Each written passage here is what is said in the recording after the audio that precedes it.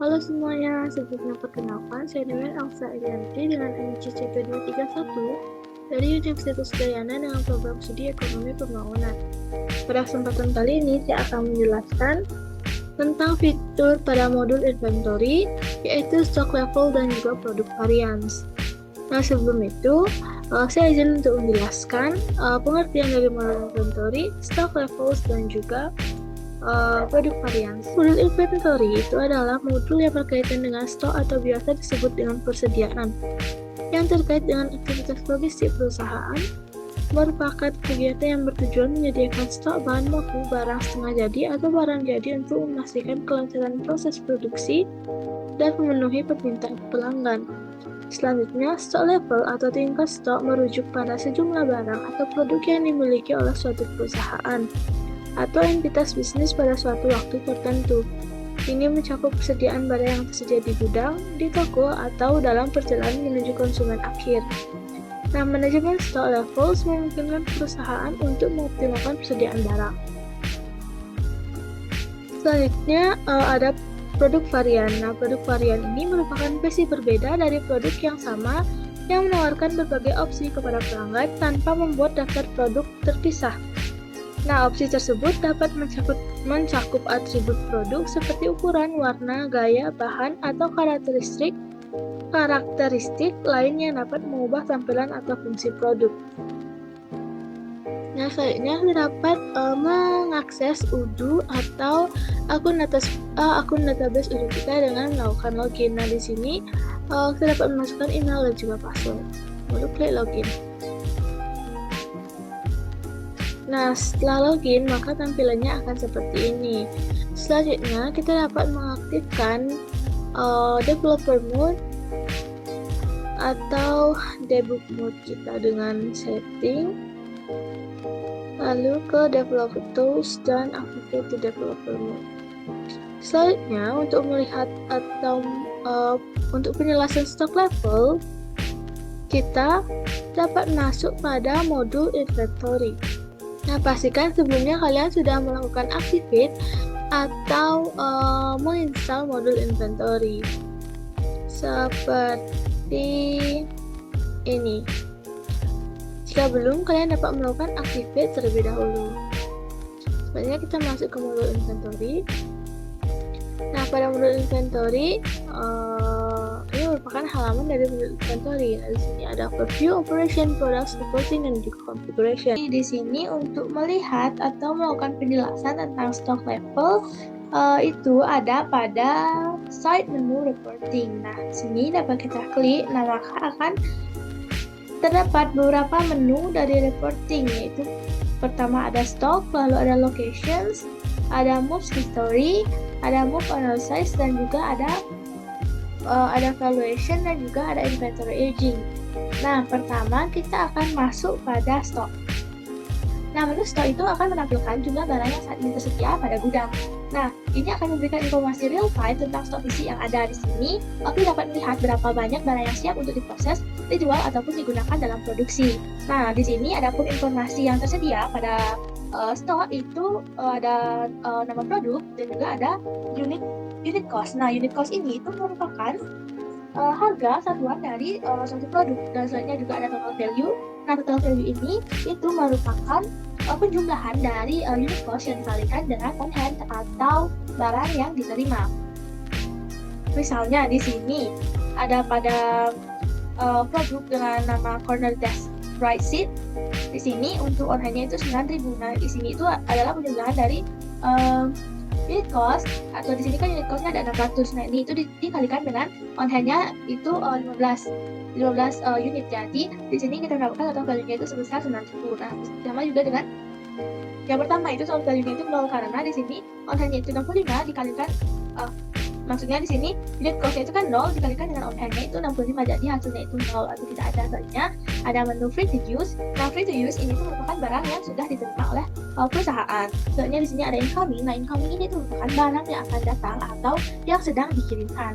Nah, di sini juga ada outgoing. Nah, outgoing itu merupakan barang yang dipesan kepada manufaktur atau barang yang masih dikirimkan kepada perusahaan. Selanjutnya di sini juga ada history, replenishment, location, dan juga location. juga ada forecast. Nah, di sini kita juga dapat membuat stok baru dengan mengklik menu yang ada pada sebelah kiri, nah sebelah sini. Nah, selanjutnya itu merupakan penjelasan dari stok. Kita akan lanjut ke locations. Nah, location sendiri itu merupakan nah, lokasi ini itu berfungsi untuk mengelola dan juga melacak tempat fisik di mana barang tersebut disimpan di gudang. Nah, dalam UDU pada modul inventory sendiri, lokasi itu bisa mencakup gudang utama, subgudang, atau bahkan lokasi eksternal seperti transit. Kita juga dapat membuat dan juga mengelola beberapa lokasi untuk setiap gudang dan memastikan barang-barang dikelompokkan atau diatur sesuai dengan kebutuhan logistik kita. Nah, misalnya kita akan membuat lokasi baru, kita dapat mengklik new di sebelah sini. Nah, untuk inventory edit itu merupakan pencarian lokasi untuk produk berdasarkan tanggal diterimanya suatu produk. Nah, di sini sebagai contoh dari tempat lokasi atau tempat penyimpanannya dapat kita lihat pada produk. Di sini ada perbedaan antara penyimpanannya. Di sini untuk dash combination itu dia lokasinya itu ada warehouse stocks. Nah, sedangkan pada cable management box itu ada pada warehouse stock dan shelf 2. Nah, di sini itu ada perbedaan dalam tempat penyimpanan karena tempat penyimpanan itu sudah disesuaikan dengan kebutuhan logistik. Nah, di sini untuk inventory edit itu dapat kita klik. Misalnya kita akan mencari produk dengan tanggal sekarang. Nah, maka ini merupakan produk atau lokasi produk pada tanggal 13 Oktober pada tahun 2024. Ini dapat dilihat. Di sini juga ada internal reference name, website, variant values, sales price, cost on hand, dan juga forecast. Nah, selanjutnya kita akan lanjutkan pada penjelasan tentang moves history. Nah, untuk moves history sendiri itu merupakan riwayat perpindahan produk secara keseluruhan atau riwayat perpindahan produk dari lokasi sebelumnya ke lokasi yang baru. Nah, untuk menu moves history sendiri itu akan mencatat semua perpindahan stok yang terjadi dalam sistem. Ini meliputi penerimaan barang dari pemasok, perpindahan antar gudang, hingga pada pengiriman ke pelanggan. Di sini untuk informasinya itu terdapat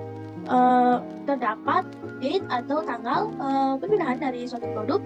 Ada juga reference, ada produknya, ada lots atau serial, serial numbernya juga. Di sini ada from dan to. Nah, from ini itu merupakan lokasi sebelumnya sebelum barang itu dipindahkan atau dilakukan pengiriman. Misalnya di sini ada storage box dari vendors itu dikirimkan ke atau pindah ke warehouse stock.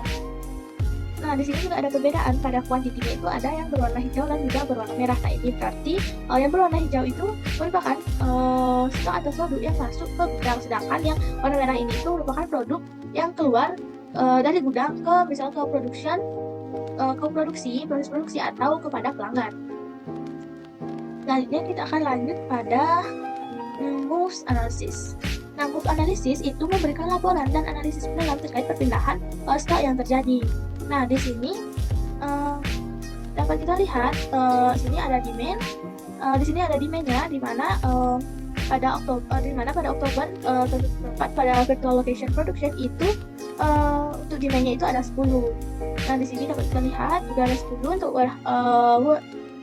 warehouse stock-nya juga pada September itu ada 8 untuk permintaannya, dan di sini ada count atau dihitungnya itu 2. Nah, di sini dengan mengklik measures itu kita akan juga dapat melakukan analisis dari beberapa menu, di mana di sini kan sudah kita melakukan analisis atau ada analisis dalam dari demand-nya. Kayaknya di sini kita juga dapat melakukan analisis pada unit price-nya itu ada juga quantity dan juga ada weight atau beratnya. Nah, di sini dapat dilihat itu pada virtual location production pada Oktober itu untuk permintaannya itu ada sebesar 10 unit.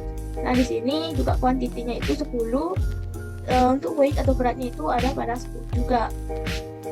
Selanjutnya di sini ada pada September untuk warehouse stock-nya demandnya itu ada 8, untuk weight-nya 0,8, dan nah di sini ada Oktober pada tahun 2024 pada warehouse stock-nya juga untuk demand-nya pada perusahaan atau penerimaan perusahaan itu ada pada 50. Di sini untuk unit price-nya itu juga ada segini, dan juga kuantitinya dapat dilihat.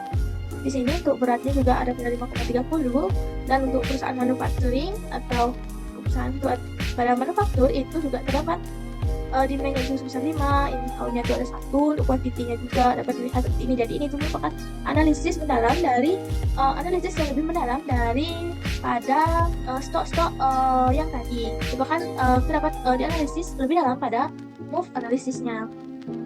Seperti itu. Selanjutnya ada valuation.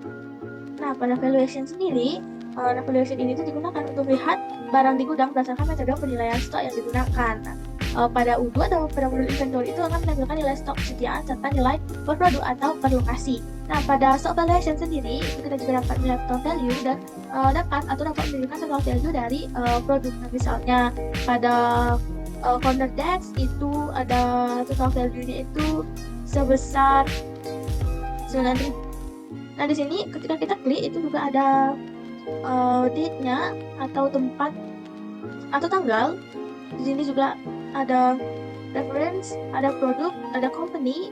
Nah, di sini juga ada move quantity itu untuk corner desk right itu ada sebesar 15. Nah, lalu kita lanjut pada penjelasan terakhir yaitu inventory aging. Nah, jadi inventory aging itu merupakan tampilan dari laporan tentang berapa lama satu barang itu sudah ada atau sudah berada pada gudang. Nah, ini dapat kita kelompokkan berdasarkan usia. Di sini dapat dilihat pada Oktober tahun 2024 itu ada remaining quantity atau untuk nilai yang tersisa itu ada pada 38.920. Selanjutnya di sini ketika kita klik itu juga akan melihat quantity yang ditampilkan dan juga ada total value atau total nilainya. Nah, kita klik misalnya di sini untuk Oktober pada tahun 2024 untuk total quantity-nya itu untuk kuantitinya itu pada Oktober 2024 itu ada pada 494 untuk total quantity. Nah, untuk total value itu ada pada 39.070. Nah, jadi itu merupakan penjelasan dari keseluruhan untuk stock levelnya. Selanjutnya kita akan masuk kepada penjelasan tentang produk variance. Nah, di sini untuk membuat produk varian ada pun skenario yang dapat kita buat. Misalkan di sini PT Pelangi itu merupakan perusahaan elektronik yang memproduksi powerbank dengan nama XY Powerbank. Powerbank ini merupakan powerbank keluaran terbaru pada tahun ini dan memiliki beberapa varian dari segi warna dan juga kapasitas dayanya. Yaitu untuk varian warna, untuk powerbank XY ada varian warna hitam, biru, hijau, dan juga putih. Sedangkan untuk kapasitas dayanya dari powerbank XY ada kapasitas dari 10.000 mAh, 5.000 mAh, dan juga sampai ke 50.000 mAh. Nah, selanjutnya kita akan membuat produk varian dari produk powerbank XY dari PT Pelangi. Nah, cara pertama kita dapat membuat produknya terlebih dahulu, yaitu kita dapat pergi ke products yang products. Nah, lalu setelah masuk pada halaman produk, kita dapat membuat produk baru dengan mengklik new. Nah, di sini untuk produk name-nya itu kita akan isi dengan produk powerbank XY. Nah, di sini kita juga jangan lupa untuk mencentang can be sold dan juga can be purchased. Langkah selanjutnya, kita akan mengisi sales price-nya. Misalnya di sini untuk harga dari powerbank XY pada sales price-nya itu kita isi dengan 200.000.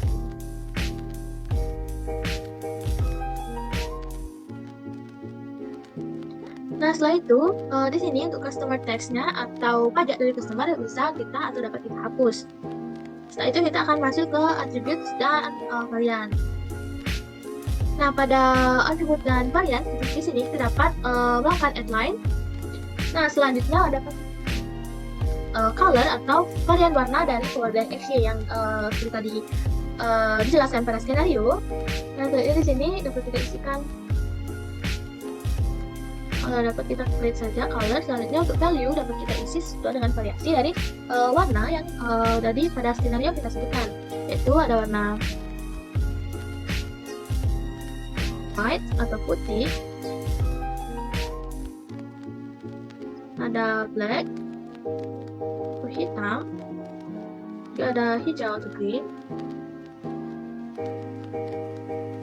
dan juga ada blue atau warna biru.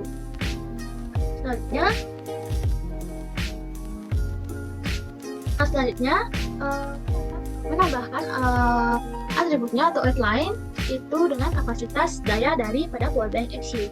Nah, di sini tambahkan kapasitas daya.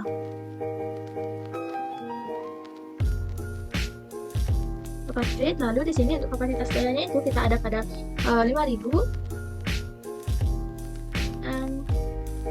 mAh, ada 10.000 mAh, serta ada pada 50.000 mAh. Nah, di sini setelah semuanya sesuai dapat kita klik save untuk menyimpan. Nah, selanjutnya di sini kita akan menambahkan extra price pada kapasitas daya atau untuk membedakan price atau harga dari kapasitas dayanya. Misalnya di sini untuk daya dari 5.000 dan ke 50.000 mAh itu tidak mungkin sama untuk di harganya. Jadi di sini untuk membedakannya kita akan memilih di sini kita dapat mengklik configure pada kapasitas daya untuk membedakan harganya. Di sini dapat kita klik misalnya 5.000 mAh itu harganya 200. Nah, dan di sini mungkin yang 10.000 mAh itu akan kita tambahkan ke pada value price extra itu kita tambahkan harga misalnya 50.000. Nah, di sini untuk kapasitas data untuk 10.000 mAh itu telah kita ubah atau kita tambahkan value ekstra sebesar 50.000. Selanjutnya kita dapat save.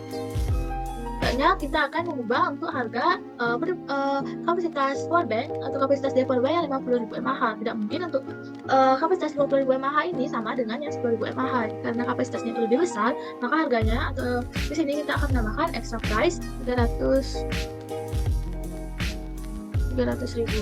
Selanjutnya kita akan klik product variants. Nah, di sini tidak terdapat untuk value price extra dari beberapa varian kapasitas dari powerbank. Itu ada pada 5.000 mAh itu ada tidak ada extra value price extra-nya. Nah, di sini yang 10.000 mAh itu price extra-nya tambahan harganya itu ada pada 50.000, dan untuk yang 50.000 mAh itu ada pada 300.000. Nah, selanjutnya setelah kita ubah semua atau kita isi semua extra price ekstranya terdapat masuk lagi pada powerbank XY. Nah, pada form pengisian produknya, nah di sini sudah terlihat untuk produknya itu ada powerbank XY, color dan kapasitasnya juga. Nah, untuk selanjutnya kita akan mencoba untuk melihat apakah kapasitas daya ini itu untuk extra price-nya itu sudah berubah atau sudah sesuai dengan extra price yang sudah kita buat. Di sini untuk melihatnya itu kita dapat masuk pada modul sales. Nah, di sini saya akan melakukan duplikat saja pada bukunya. Nah, di sini sudah saya duplikat. Selanjutnya di sini akan masuk pada sales lalu ke orders. Di sini kita dapat membuat sales order baru. Nah, di sini untuk customer-nya dapat kita isi seperti Anita Oliver. Nah, selanjutnya di sini untuk mengisi produk kita dapat isi produk yang tadi, yaitu powerbank XY. Nah, di sini sudah terlihat untuk varian dari produk yang telah kita buat tadi. Misalnya di sini kita akan membeli produk powerbank XY yang white dengan 50.000 mAh, 5.000 mAh atau 10.000 mAh dan 50.000 mAh. Nah, di sini sudah ada extra price-nya juga. Dari kapasitas dayanya itu 10.000 mAh itu sudah ada extra price, tambahan price itu sebesar 50.000, dan 50.000 mAh itu sebesar 300.000. Di sini kita akan coba untuk powerbank XY dengan color white, yaitu dengan 5.000 mAh. Kita klik confirm. Nah, di sini unit price-nya itu sudah auto atau sudah dengan otomatis terisi. Selanjutnya di sini kita coba untuk tambah produk lagi, tambahkan powerbank XY. Nah, di sini kita tambahkan yang black mungkin dengan yang 10.000 mAh. Nah, di sini ketika kita membeli powerbank XY dengan varian black dengan kapasitas 10.000 mAh, maka akan unit price-nya itu akan otomatis ditambahkan dengan extra price yang tadi kita buat, yaitu 50.000. Jadi di sini untuk harganya itu menjadi 250.000. Nah, coba sekarang kita akan lanjut untuk menambahkan produk powerbank XY yang 50.000 mAh. Untuk warnanya dapat kita pilih green dan 50.000 mAh. Nah, jadi di sini dengan otomatis itu akan harga atau unit price-nya itu ditambahkan. Di sini jadi harga untuk untuk power bank XY dengan warna green dan juga warna green atau hijau dengan kapasitas dari 50.000 mAh itu menjadi 500.000. Jadi di sini untuk unit price itu sudah ditambahkan dengan extra price yang telah kita buat tadi. Nah, di sini dapat kita lihat pada file power bank XY untuk file products-nya di sini pada configure. Nah, di sini untuk 10.000 mAh itu 50.000 dan 500 mAh itu ada 300.000. Jadi di sini untuk unit price-nya itu sudah sesuai dengan yang kita buat pada produk varians. Nah baik, jadi sekian untuk penjelasan dari mulai stock level hingga ke pembuatan produk varian dari saya. Jika ada kesalahan kata, saya mohon maaf. Saya tutup dengan terima kasih.